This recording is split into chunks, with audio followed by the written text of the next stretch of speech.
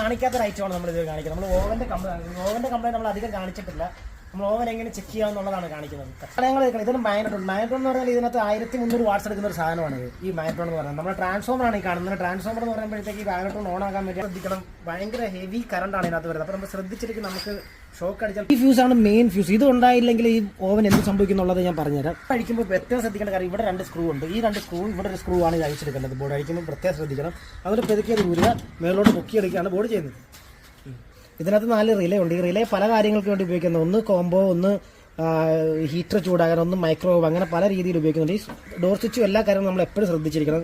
Oven പണിയുമ്പോൾ എപ്പോഴും alert ആയിരിക്കണം നമ്മൾ. ഇതിൻ്റെ ബോർഡ് ഇതാണ്. മെയിൻ പാനൽ വരുന്ന ഇതാണ്. നമുക്കിതിൻ്റെ ടച്ച് വരും. ടച്ചൊക്കെ നമുക്ക് മാറിയെടുക്കാൻ പറ്റുന്നതാണ്. ടച്ചിൻ്റെ നമുക്ക് കംപ്ലൈൻ്റ് ഒക്കെ സ്റ്റോപ്പ് വർക്ക് കംപ്ലൈൻ്റ് ഒക്കെ മാറിയെടുക്കാൻ പറ്റും. ഇതിൻ്റെ ഫുൾ വീഡിയോ നമുക്ക് നമ്മുടെ യൂട്യൂബ് ചാനലിൽ കിടപ്പുണ്ട്. ഇത് എങ്ങനെയാണെന്നുള്ളത്, ഇത് എങ്ങനെയാണ് ഊരുന്നത് എന്നുള്ളത്. അപ്പോൾ നമ്മുടെ ചാനൽ ചെക്ക് ചെയ്താൽ മതി. നമ്മുടെ വീഡിയോ എല്ലാം കിട്ടുന്നതായിരിക്കും.